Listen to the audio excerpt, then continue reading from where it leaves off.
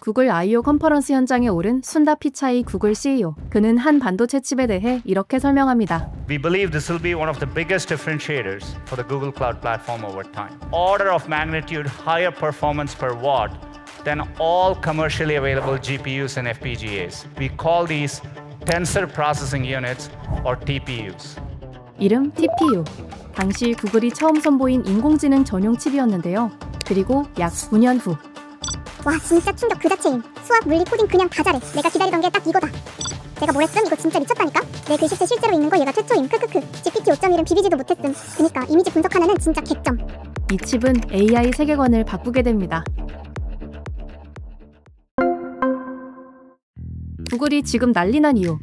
지난주 구글이 내놓은 최신 AI 챗봇 제미나이 3 때문인데요. 챗 GPT에게 이미지 만들어달라고 하면 수십 초 걸릴 때 많잖아요. 그런데 제미나이 3.0은 이미지, 영상 처리도 훨씬 빠르고 추론 성능도 뛰어나 오픈 AI의 최신 모델인 챗 GPT 5.1보다 낫다는 호평을 받고 있어요. 그런데 제미나이 3.0이 이렇게 주목받는 이유, 단지 성능 때문만은 아닌데요. 이번 제미나이 3.0을 구글이 자체 개발한 칩, 이 TPU로 만들었기 때문입니다. TPU가 뭔데? TPU는 AI의 핵심 연산만 빠르게 처리하도록 만든 특화 칩입니다. 쉽게 말해 복잡한 AI 계산만 잘하게 만든 AI 전용 맞춤형 반도체인 거죠. 근데 이게 얼마나 대단한 거냐? 사실 구글은 한동안 감 떨어졌다는 소리를 들을 만큼 인공지능 분야에서는 한 발 뒤처졌다는 평가를 받았습니다. 2024년 상반기에 출시한 제미나이가 계속해서 이미지 생성 오류를 일으키자 당시 AI 시대에 구글이 맥을 못 추고 있다는 반응이 나올 정도였죠. 그런데 그랬던 구글이 지난달 기가 막힌 AI인 제미나이 3.0을 그것도 자기들이 자체 개발한 칩으로 만들었다는 건데 AI 업계는 그야말로 기절초풍. 이게 어떻게 가능했던 걸까? 시작은 2013년 구글 경영진이 모인 자리에서 시작됩니다. 그들은 하나의 계산을 하게 되는데요. 미래의 모든 인류가 하루 3분씩만 음성 검색을 쓴다고 가정해보면 구글은 컴퓨팅 부하를 감당하기 위해 전 세계 데이터 센터 용량을 2배로 늘려야 한다는 것이었습니다.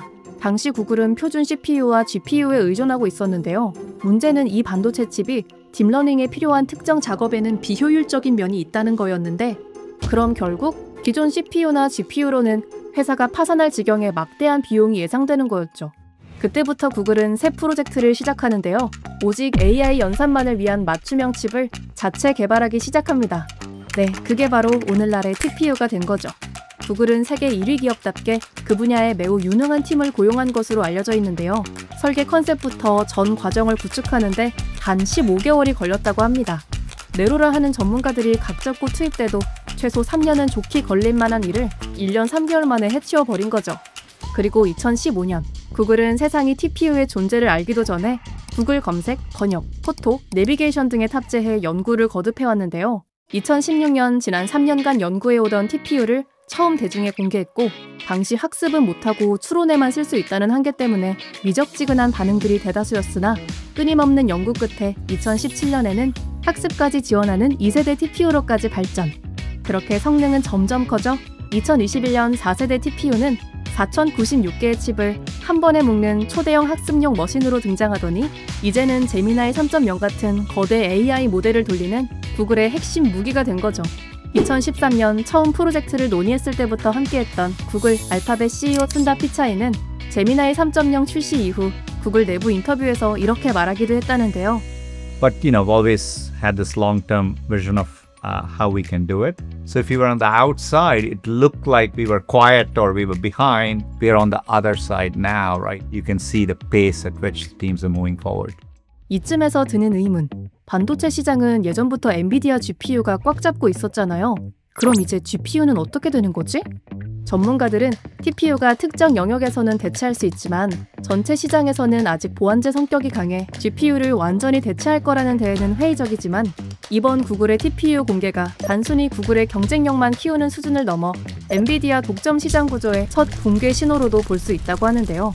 GPU는 애초에 시작 자체가 영상 처리 목적이었잖아요. 그래서 인공지능 학습을 하는데 동일한 작업을 하는데 전기를 더 많이 먹어요. 근데 이 TPU는 처음에 설계 단계부터 AI 학습을 위해서 한 거기 때문에 그래서 인공지능 관련된 작업을 할 때 전력을 훨씬 더 적게 먹어요. 여러모로 봤을 때 TPU가 GPU보다 훨씬 더 유리한 조건이죠. TPU도 물론 단점이 존재해요. 주로 저희가 인공지능 학습을 할 때 파이토치라는 컴퓨터 언어를 많이 써요. 근데 파이토치는 구글에서 개발한 게 아니거든요. 그렇다 보니까 호환이 잘 안 맞아요. 이게 TPU를 썼을 때 아끼는 돈이 더 많으냐, 아니면 이거를 실제로 바꾸는데 들어간 비용이 더 크냐. 그리고 이번에 TPU를 외부에도 팔겠다라고 했잖아요. 그러면 TPU 기반으로 자기들만의 서버 데이터 센터를 구축할 수 있게 되고, 그 말은 TPU에 맞춰서 최적화를 한 번만 해놓으면 이걸 계속 쓸 수 있으니까 사실상 한 번만 바꾸는데 드는 비용보다 우리가 장기적으로 취할 수 있는 이득이 더 크네? 라는 결론이 나오게 되는 거죠.